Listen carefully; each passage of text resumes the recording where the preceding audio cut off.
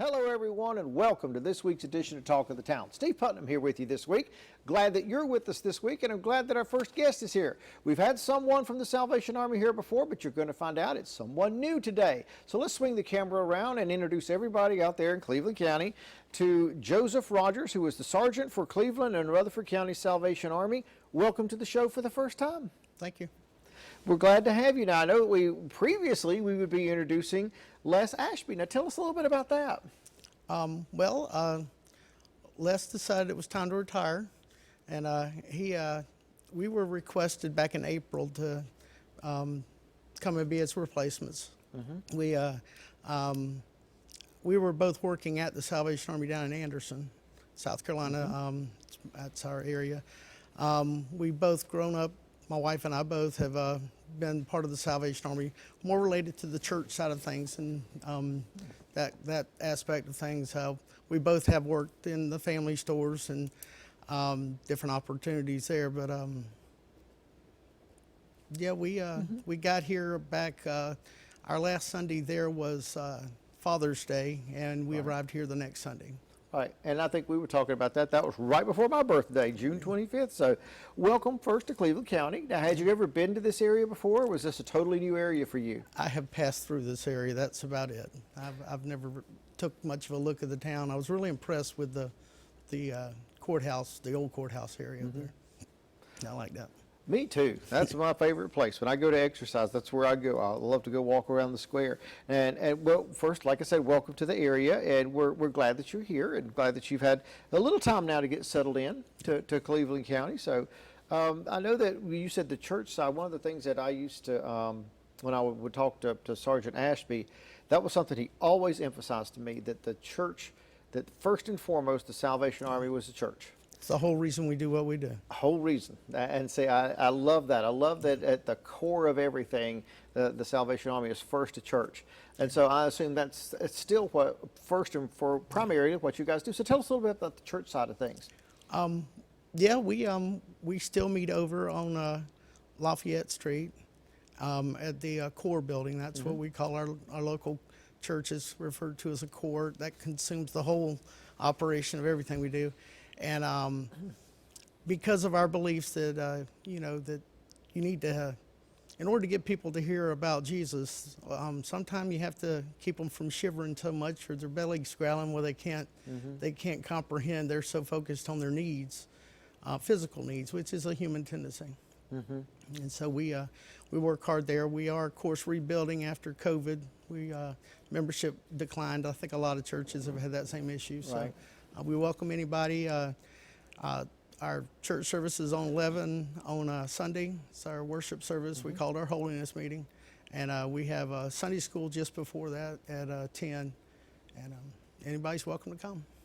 Right, and I know that's why I wanted to emphasize that, because a lot of folks don't realize there's an actual church service, that you guys function first and foremost as a church, and where you are. So you're right there on Lafayette Street, just after Uptown Shelby, on the left there, aren't you? Nope.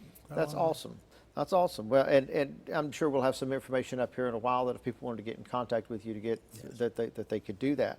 So you've been here since June. You got moved in and gotten settled. There's a lot of other aspects to the operation of the Salvation Army in Cleveland and Rutherford County too, aren't there, though, other than the church aspect? Yeah. We have 2 family stores, which is where the store here on Dixon Boulevard is where our administrative offices are at, which is where I hang out most days, better part of the day when I'm not off somewhere else. Our family store operations actually provides an additional means for us to help those in the neighborhood. So when people contribute, they're helping. When they donate to the stores, and through the sales of that gives us some financial means to purchase items that we need to help people with. Right. And one of the favorite phrases that I would get from Sergeant Ashby was that need has no season. No. I know that's part of the reason the store is there, to provide that steady source of inflow, because I know what you're saying is really something that's true to the core of Salvation Army, and that's that if folks, physical needs, if those lower needs are not met, if they don't feel safe and well fed and whatever, it's hard to hear anything else. Right. And so that's a part of what you guys do, is try to get folks to the point where they can actually get past that, so that they can hear the message that you guys are trying to spread. So I know the store is very valuable in that, but we are actually coming up on that season of the year when people actually do think on a regular basis about the Salvation Army, aren't we? We are. We are getting ready to start up our bell ringing for the season. And we are accepting applications for volunteers. We'd like to, volunteers are a very valuable asset, because a lot of times they're there because they have the spirit, they really want to do. So we will be accepting folks to help us out in different aspects of Christmas. When it comes to our angel tree, which my wife, Sergeant Patty, actually, she handles most of that side of things. She's pretty much got that covered, but we can always use additional help. This year we are helping, it's over 130 families, and over 300 children are represented in those families that we've have angel trees prepared that we're going to need help getting items for them and everything. And the angel trees are distributed throughout the community in different places, Yes, aren't they? they will be distributed out in the next couple of weeks. They will be going out to different locations to be distributed. See, and that's surprising. It's surprising how fast the holidays will sneak up on you. Because it just seems like, just yesterday we were on the beach somewhere, but here we are. Exactly. And the angel trees are coming out and the bells are ringing. Whenever I hear that Christmas song, Silver Bells, I don't know if that's what they were meaning in that song or not, but that's what I think of, are the bell ringers for the Salvation Army whenever I hear that Christmas carol, because that is a part of what we expect in the fabric of Christmas, because it reminds us of something, and it reminds us of the need in a way that gets our attention, and sort of stays with us. That hearing that little bell ring, stays with us long after we've been in that store. So yeah. I know that every year the kettles go out, and there are folks that want to help with that. If folks do want to help with that, I know you said there are applications out there. I know that there are applications to have a bell in front of your store, but if I want to help ring that bell, how do I do that? If you'll give a call to our office, that number should be provided, and we'll be setting up time slots. Now, what I'm trying to accomplish this year, I think will work good if we could get folks to maybe 2 or 3 folks get together, if they can handle a 4-hour or an 8-hour, 2 4-hour shifts, I guess you'd say. That does help us with, as far as our, the logistics and transportation of getting around to everybody, and right. I think, but they can get more information there, and we would appreciate all the help we can get. Right, and there's sponsors and different things, and all of that they can work out if they're interested at any level at the bell ringing with you, can't they? Yes. That's right. Now the angel tree, you said that she'd already pretty much worked that out. Has it already been set as to where the angel trees will be? For the most part, they will be going out this week and confirming those locations, and they'll be handing them the angel trees that they get set up and everything. Right. So yes. And then she'll the angels that go on the tree. If someone wanted to find one of those locations, would that be the same thing? Same number. If Get they'll in give touch us a with you call guys. to our office. Yeah. Okay. Or they could just come to the store. They could come by there. That Exactly. the store was actually moving into that new location about the time you were coming here, wasn't it? I think it's been there about a year now. Was it a year later? Okay, it could have been. It could have been. I know that it used to be further up the highway, but now it's on West Dixon Boulevard. Yes, the old Save-A-Lot. Old Save-A-Lot, right behind the subway. Yeah. So I know they moved. I told them, I said, "You're moving closer to me. You're trying to get close to me." So, that's my side of town, but Gotcha. but it's a nice facility. I know, and I understand why they moved there. It's much bigger. It's much nicer. It's got a lot of room for you guys, and I know that's where your administrative offices are now too. So that's people could drop in there and see you there as well. And our social service offices in there also. Right. And that leads into my last thing I wanted to cover before we close today. If someone is listening to this and they feel like they have need and they need help with their rent or they need help with food, and I know you said you have a food pantry in there, but at this point the food pantry is actually a little bit low. It's running on the low side, yes. Right, so if folks wanted to bring food, this would be the place where they could do that as well. That would be the perfect place to bring it in, and they'll get it taken care of. We've got a pantry area where we store it all at. And if people are in need, that is the same location. And it appears lately that the need has been a little heavier than the donations that have been coming in and everything. Right. So we would appreciate the community's help with that. So we can only do what we're trying to do with the community's help. Right. So. Right. And that's something that that anybody that wishes to donate, whether they have items to sell in the store, whether they have canned foods to go to the food bank, or whether they just want to donate to the cause, they can actually come to that store and take care of that. Yes, sir. Okay. Now, I know they can't bring canned food online, but they can do donations online and check out some of these other things online. So what are your resources there for folks to get in touch with you? We do have a Facebook page for Shelby that we have a lot of folks that are actually on that. That I think it's easier to get on touch with and everything. By calling in is a very valuable thing because some things have still not been completely changed over from our older locations and everything. So calling always is probably a better idea. Even if you don't get anyone, we have been very busy the last week or so, especially. So, and that's probably just going to increase as we get through the season. Leave a message, we'll get back to you. And, Okay. we can give you all the information you need. Well, that is fabulous. Well, thank you for being on our show today, and welcome to the area. And we look forward to having you here for many years to come. Hopefully. Thank you so much, and thank you for being here for the first part of our show, but we're by no means done with you yet. So if you leave and go to the refrigerator, you have to come back because there's more Talk with the Town right after this.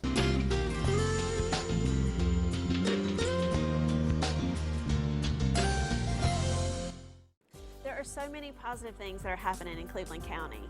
It's too hard to keep up with, and that's what Community Spotlight is all about. Hi, I'm Tyra Silvers, and I'd love for you to join me every other week right here on C19 TV, where we learn about the good folks and organizations that make our county such a special place. So drop in on us at Community Spotlight, only on C19 TV and online at c19.tv.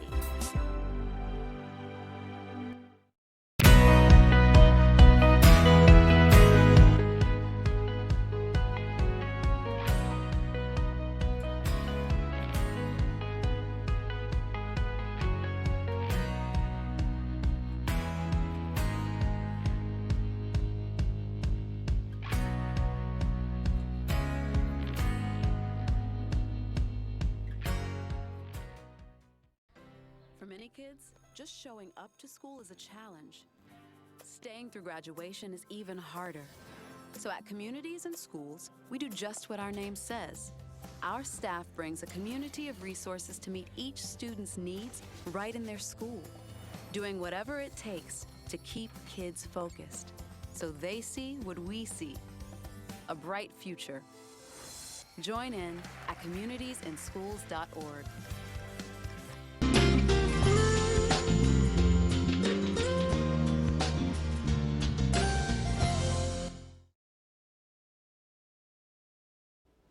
Hello, everybody, and welcome back to Talk of the Town. Steve Putnam's still sitting right where you left me, but I'm glad you made it back from the fridge because we got someone new sitting here, and I need to introduce you to him. Let me swing this camera around, and we will let you see the person that I'm looking at, and that is Mr. Randy Connor. He is a lieutenant in the community, computer-oriented, I can't read my own writing. Community-oriented policing, is that correct? Yep, COP unit. The Yes, sir. COP program, and it's community-oriented policing. Now, Yes. I've met other officers that are involved in community-oriented policing before, but I don't think I've had the opportunity to meet you. How long have you been involved in it? I started in this position when Flowers was promoted, Captain Chris Flowers. I Right. took his spot in the unit. Okay, that's awesome. Well, welcome. Glad to have you on the show. This is your first time on our show, isn't it? Yes, it is. And I messed up your title. You see, now you got to come back so that the second time I'll get your title right. Oh, yeah. But no, I'm glad you're here today. And I'm glad you're with us to talk to us a little bit about some of the things that I know are important because we're in that time of the year when people are thinking about everything in the world except being safe. That's correct. So, Everything. So I know it's getting darker. What are some of the challenges that people face during this time of year? with this time of year, with it getting darker sooner, our shopping centers, a lot of people like to go during the daytime, but now they're kind of forced to go when it's dark. So, using a little more, I guess, tact when you're out there in the shopping centers and the dark parking lots to, stay safe, making sure you know where you parked your car at, and just kind of watching your car as you walk to it to make sure that everything's safe around it and nothing looks out of place or suspicious in that. So it's getting close to the shopping season. Everybody's starting earlier and earlier for Christmas. So that's some, safety issues there with it getting darker and people having more cash or credit cards, stuff like that on them this time of year in the parking lots. Right, and I know that when they go shopping in places, they'll sometimes put things in their car and go back in and get more things and come back and put things in the car and go back in. Really shouldn't have those things out visible where people could see them, should they? Exactly. If best thing is to put them in the trunk and make sure they're covered if they're in the vehicle. A good practice is if you go and get a lot of items at one store to maybe take those home if you're close enough to go home, or maybe have someone can meet you, can take possession of those, take them home if you're wanting to go somewhere else, just so they're not in the car, because a lot of times those are crimes of opportunity. Folks watch the parking lot, see somebody walk out with a large amount of items, and kind of see where they go from there. So it can make you a target if you're not careful. Right, and I've noticed too, one of the things over the last, say, 10 years or so, cars have changed. I mean, we used to actually have cars with trunks. Yes. And a lot of, some sedans still do, but a lot of us are driving around in SUVs that have Yes. glass all the way around. So it's not a bad idea just to throw an old blanket in the car, is it? If you've That's got right. something like that, you can just toss it over the gift. Throw it in there and cover it up. Make sure it's not visible. Right. Yep, because that's happened. Because I've actually had that happen before. It wasn't around the holiday season, but I had my backpack and my violin, because I play in my church praise team, all up in my truck, and someone saw it in there and pried that back glass open and got up in there. So ever since then, I've got to carry something to cover things up. So if they just see a big lump, they don't know what's under the big That's lump, right. and so they don't know if it's worth going to jail over that lump or not. So that's true. But now that's something that we can do if we're shopping. And there's not much we can do about the time. It's getting darker earlier. It's getting lighter later. And I know other than shopping, that getting lighter later causes a problem, because school buses are out, kids are running everywhere. We have to sort of be careful for that. And it's a different tack on this, but it's also something we need to keep in mind this time of year, isn't it? Oh yes, pay more attention to the traffic in the school buses. A lot of us take the same routes to work every day and take the same routes home every evening. So, kind of be mindful of where you see those school buses pulling up to stop, and the times that schools are letting out, so that we can keep those kids safe getting on and off the buses. And refresh yourself on the laws pertaining to school bus, when you must stop and when you don't have to stop. But if there's a doubt about it, you're probably safer to stop and research it a little bit later to see if you did the right thing or not, if you're in doubt about whether you should stop or not. Well, that's true, because the last thing in the world you'd want to do ever is to injure a child. And Yep. most people that are not stopping maybe aren't thinking about that, but that would just be horrible. So I know that this time of year though is when we have to start, because sadly we're running short on daylight. We are. These days, and that's going to be with us for a while. So especially with the time changes, it may get darker when we don't expect right at first, or it may stay, and it's an adjustment. And then Yes, about it the is. time we make that adjustment, it adjusts back. But it just makes us necessarily more aware of our surroundings, doesn't it? Yes, it does. Yep. Now, I know that holiday safety is part of what you want to talk about today, but I know that we were also mentioning some things that folks might not be aware of. I know that in your particular position, your job is to sort of connect community to the police and to law enforcement and vice versa. Tell us a little bit about that and some of the things you've got coming up that help us get more interconnected and serving and working together. Some of the things we have coming up is we have a sock drive that the school resource officers are putting on. That is trying to provide socks to some of the students in schools. They'll be taking donations for that now through December. And we also have a coat drive coming up that the Criminal Investigations Division of the Police Department is putting on. Coats lightly used and new coats can be donated to City Hall, the Shelby City Fire Departments, all 3 stations, or at the police department for kids that may need a coat this winter. Okay. and those are being, like I say, collected by the different parts of the agencies. And Yes. you mentioned the SROs. It's important also to consider there's a police presence in every school in Cleveland County, isn't there? Yes. That's awesome. Now I know that the sock drive, it might seem an odd thing to do, but I actually work in some of the schools, and it's really not. That's one of those things that might go unnoticed by folks, but it's really a need, isn't it? Yeah, and this was started by the school resource officers at Turning Point, that they noticed, that may be a need. So, they're doing what they can to address the need, that they're seeing and reacting to something that they've seen. So, it's good on their part to recognize that and try to fix it or correct it or be able to provide for somebody that may not be able to provide for themselves. Now I know maybe this may be an odd question, but are there certain type socks that are needed, or is it just? That's a With good that, question. At my age, socks are socks. Socks are but, socks. when I you know, get I'm the to same way. The younger kids that's in school, kind of look at it as what type of socks that your kids would wear, your grandkids would wear. So. That's what I'd have to do. I'd have to go up Yeah. to my kids and grandkids and say, what would you wear? Because I find myself, if I'm shopping like it, kind of looking at the crowd and saying, they're about the same age. Maybe this would work. Yeah. I can't go with my taste. So. No, I can't either. That's why I was asking, because I was like, well, first, maybe they've already thought this through, but I know that that's probably the best thing to do is, Yes. is to find a young person and say, come here. What what would socks you do you wear? what would you wear if I brought this Yes. for you? Because you don't want them to wear something that I'll pull, grandpa socks on or something. That's right. Start walking around looking like me, but. And Uh, all no- of this information can be found on the Oh yeah, I'm sure. city I was going to website, say that's Facebook. and- that's probably the best thing to do is go look at the Facebook page and see what they're suggesting too. And that would be the same thing at the coat drive. If you've got some coats in your closet that aren't, being used anymore, or that you can give that, because it is surprising how many kids don't have coats, and I'm surprised by that every year working in and out of the school system and stuff. You see kids coming to school, you say, well, maybe they're just choosing not to wear a coat. They don't have one. Yeah, that is true. That's a real problem too, isn't it? Yes, it is. So. Now I know you. How long have you say you've been in this position that you're in now, as the community policing? I started in this position, I believe, in June or July, Mm-hmm. when Captain Flowers was promoted. Right. So that's right. We have a new captain, don't we? Yes, we have 3 new captains and Oh wow, a new chief. So a lot going on, isn't there? a lot of change at Shelby Police A lot of Department. change. Yes. So, but are you excited about it? Oh yeah, it's very exciting times just to see the change and just kind of changing gears. That's how everything is. Change is going to happen. So just hang on and see where it goes. Hang on to see where it goes. I like that.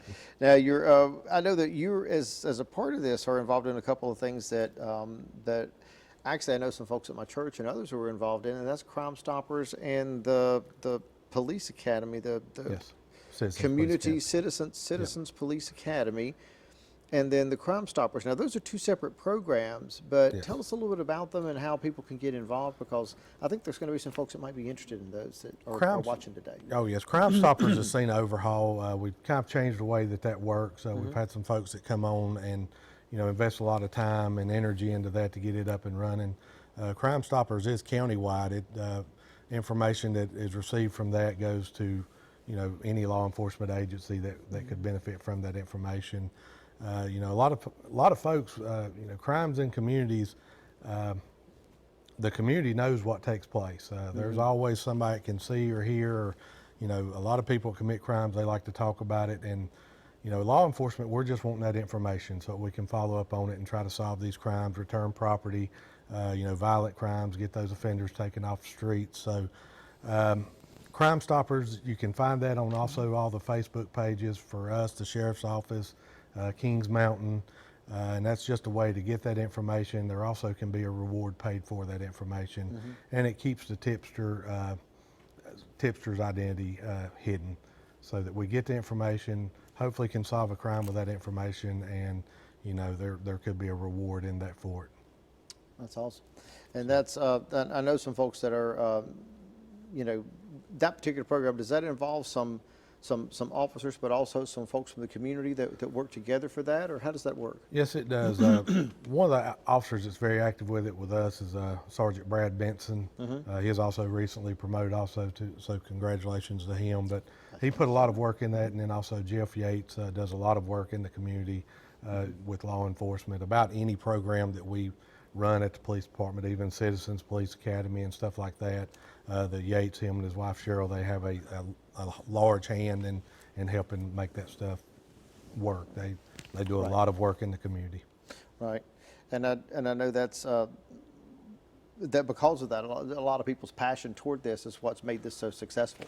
Yes, Jeff has a background in law enforcement, so you know he's been in this profession, and he's in retirement. He's continuing to assist and help where he can, and he is a huge help to the city. A huge help, but that is fantastic, and I'm glad we got his name in here.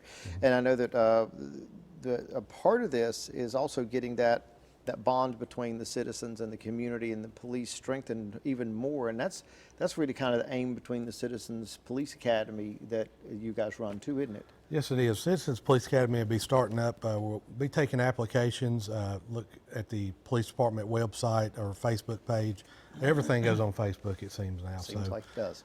And we'll take an application from, excuse me, citizens, and it'll run starting in January, and it just goes over different divisions within the police department, what that division's responsible for, the officers that work in that, and just kind of give citizens an insight into law enforcement and how we, do the investigations, do the work that we do. And it just opens up, makes us a little more transparent to the citizens, because that's, at the end of the day, we serve the citizens of Shelby, and it's our responsibility to, let them know what we do to fill that role for them. That's awesome. Now, if people are interested in that, they would like to be a part of that. Applications, I think you said, are going to be taken. Yes, applications should be out soon if they're not already out, and just fill out an application and get in touch with us. You can just look us up on the Facebook page and contact us that way, or call the police department, or you can call me or send me an email. It's also on the Facebook page. Oh, that is awesome. And that begins in January if they're Yes, going to do it'll that. be in January, and it's several weeks of different, one night a week, and then several weeks of just meeting and doing different things, going over firearms, use of force type situations, and dispatch or our telecommunicators. They'll have a segment where they guide them through what happens when they call 911 or call for service, how that call is routed and handled, through administration, our recruitment part, our internal affairs division, the chief's office. It just gives you a good understanding of the whole police department, how it functions. That's awesome. Awesome. And if folks want more information, that we've had the number up on the screen, they can call and get, or they can go to the Facebook page. Yes, or pick up an application in dispatch at the Shelby Police Department at 130 West Warren Street. West Warren Street. Yes. Awesome. Oh, well, Lieutenant Connor, thank you so much for being on our show today. Thank you for having me. Appreciate for being here, and since you've got this new position, I'm sure we'll have you back. All right, look forward to it. I do too, and I look forward to having you guys back as well, because we don't have a show if you don't watch the show. So first, we really appreciate that you watched it today and hope you'll continue to do so in the future. We also appreciate story ideas. So if you look right here across the bottom of the screen, you're going to see this email address right here. info@c19.tv is where you can send us an email to tell us all of what you know about. You may know someone special or some activity that's happening that we're unaware of, and everyone in Cleveland County should be aware of it, because this is a wonderful place to live with a lot going on. So until next time, this is Steve Putnam signing off, saying have a great week.